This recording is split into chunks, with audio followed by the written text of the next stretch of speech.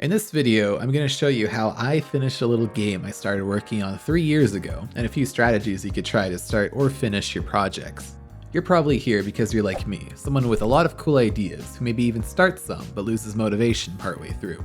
My project was a little fishing minigame. Opera, yes that Opera, acquired my go-to engine, Gamemaker Studio 2, and hosted a contest to try the new multiplayer beta. At the same time, my girlfriend went on a trip to their home country, so I figured it was a great time to make something that we could play together while they were on their trip. But years later, Gamemaker's multiplayer support never really improved, so it sat on my back burner while I went back to university.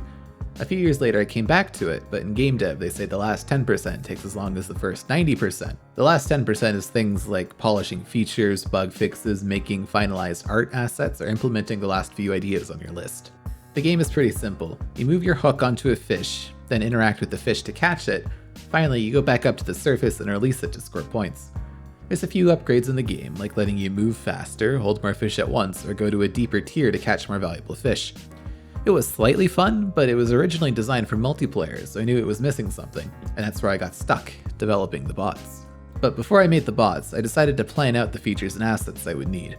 That's also my first tip, making a list of everything you'll need so you have somewhere to start. Breaking things down also helps you turn bigger tasks into manageable progress steps, and if you get stuck somewhere or don't have as much energy, you can do something easier on that list. The main things on my list are some scripts to control how bots respond, a few different behaviors, a local high scoreboard with some fake scores to beat, and some achievements, including some icons for them. The next thing I did was tackle what scared me off last time, making the bots. But this time I knew how I wanted to go about it, making a few state machines. State machines help control behavior by limiting what actions or choices are or aren't available in that current state. In most games, you could think of things like idle, walking, running, or crouching as different states, and in the different states, they might be able to do different things, like moving faster in the sprint state, but only being able to aim if they're in the walking or crouched states. I knew I wanted a couple different styles of playing for my bots, which I called behaviors. To start, I made a little flowchart of how my bots should work, mostly looking for a fish, moving towards it, catching it, then either going for more fish if they have an upgrade, or returning to the surface to catch them in. Then, I thought about which actions might overlap for my bots. Mainly moving towards a fish, catching it, then returning to the surface and scoring them in, so that way I was able to reuse those actions. From there, I came up with a couple different behaviors. Greedy, which just goes to the closest fish. Normal, which goes for a fish on a semi-random tier with greater odds to go as deep as it can and can pick up upgrades. Diver, which always goes to the deepest tier it can and can pick up treasure. Stray, which chooses a random fish each time, sometimes meandering for a bit before picking up something.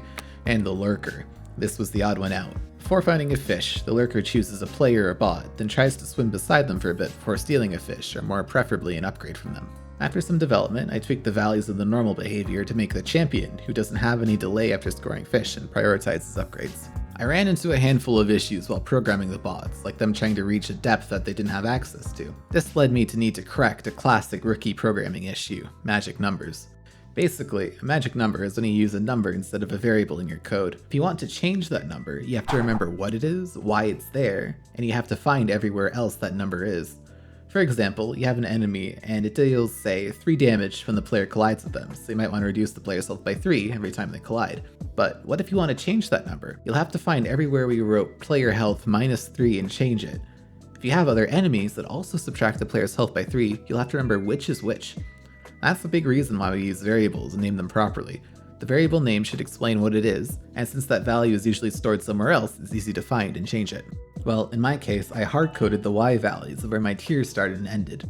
So instead of having a variable called tier 1 start Y and set that to 732, I just used the number 732, which was confusing when I came back to it a year later and led to another issue. On testing, I realized the tiers were too long. I wanted to make them shorter so the player would have to spend less time going up and down, so I went through the process of placing all of my hard-coded numbers with proper variables. Now, if I ever want to change it again in the future, I just have to change the visual height in the variable instead of going back and changing everything.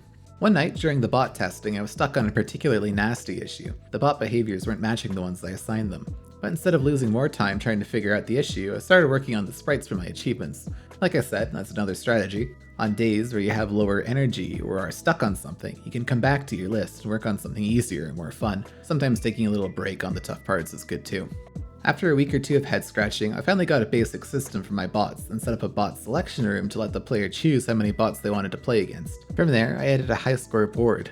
Luckily, I had already considered point balancing for each game mode, since in my Frenzy game mode you can catch significantly more fish. I just kept track which modifiers were active and displayed that along with the player's name. I also added some fake scores to beat. I showed my girlfriend the builds with my bots, and they liked it, but half-jokingly suggested I should update the collection room to let the user hover over the fish and see their names. I took this partly as a challenge, but it was also something I had in mind. That also leads me to my next suggestion, doing it for someone else. Every update, I got to show my girlfriend, and that was motivating for me. If you're making a game, find a player. If you're making a film, find someone who wants to watch it. If you don't have someone, or you're only doing it for yourself, you could also list out the benefits you're getting from doing the project, either monetary or just knowledge. And that's another thing. If you've gotten everything you think you can out of a project, it's okay to put it down too. Maybe you just wanted to learn how to build a better UI without making an entire game for it, and that's okay. But learning to finish projects is a skill you should learn before learning when it's okay to abandon projects. Anyways, I tried letting the user hover over the fish with their mouse to see the details, but I kept running into issues. Having a hard time adjusting existing systems is kind of a side effect of just trying to make something that works without feature modularity in mind. I'm not saying that's a bad thing. Having something that works, even if scrappily or poorly made, is way more motivating than trying to learn and implement all the best habits right away. But at the same time, you might have to come to terms that you will have to remake that entire thing again from scratch. I remade that entire thing again from scratch. I don't think my second solution was the most elegant either, but it did work for what I wanted. The best way would have been doing things like calculating how many fishes can be displayed on a page dynamically, then their size or shapes can be increased or decreased so more can be easily added. But I knew that I wasn't going to add any more fish before the release, so I just made another solution using manual scaling. After that, I moved on to the achievements. I already had my sprites handy, so it was just a matter of programming the logic. Adding them was pretty fun actually. First I made a little placeholder that I could add whatever text and sprite to, like the little pop-up you get on Steam. The logic for my achievements was mostly already there, like the player getting a high score, or if they fully leveled up an upgrade over the course of the match, I just had to check what that value was at the end. I did run into a small issue. Since most of my achievements are checked at the end of a match, multiple can trigger at once. It was a pretty easy fix. I added all the achievements that were unlocked to a list, then went through them one by one while showing the player which achievement they unlocked. From there, it was mostly bug fixes. I had an issue with overlapping audio and one of my on-screen effects being a little too intense. My audio issue was just a quirk of Gamemaker, or maybe of all game engines. Triggering the same sound effect multiple times in the same frame would increase the volume of that sound by, that many times.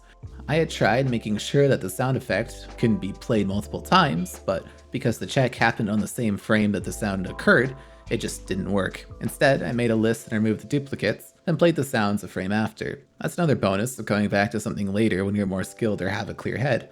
You have better odds of seeing the small and silly mistakes and fixing them. After that, it was just making some sprites and setting up the itch.io page, which you can check out since it's been live for a while. So yeah, that's how I finally finished and published my game. It's not mind-blowing or anything, but it's special to me because it's mine. For a recap of tips, break down the project into smaller, manageable tasks. It helps you plan what you'll need, see the progress you're making, and give you alternatives when you get stuck on something. Have someone in mind you're making the project for, even just a friend that's helping you playtest. You can fall into the trap of talking about things without actually making them, because that's a lot more rewarding and easier to do than actually making them, but having someone to hold you accountable or a goal to work towards helps. Set aside time to work on it.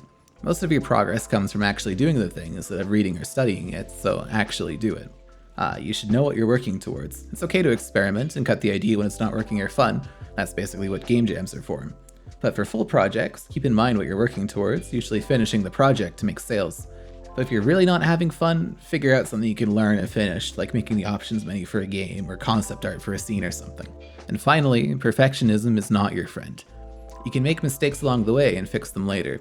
You can try overlearning about the problem to protect yourself from making mistakes, but you will risk never starting in the first place. Thanks for checking out my video.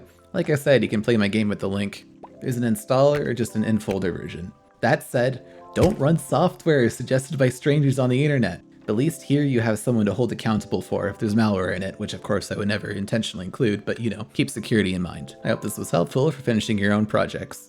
Let me know what you want to get done next year. Maybe make that the time limit for yourself and come back here in a year and see where you ended up. Thanks, I'll see you around.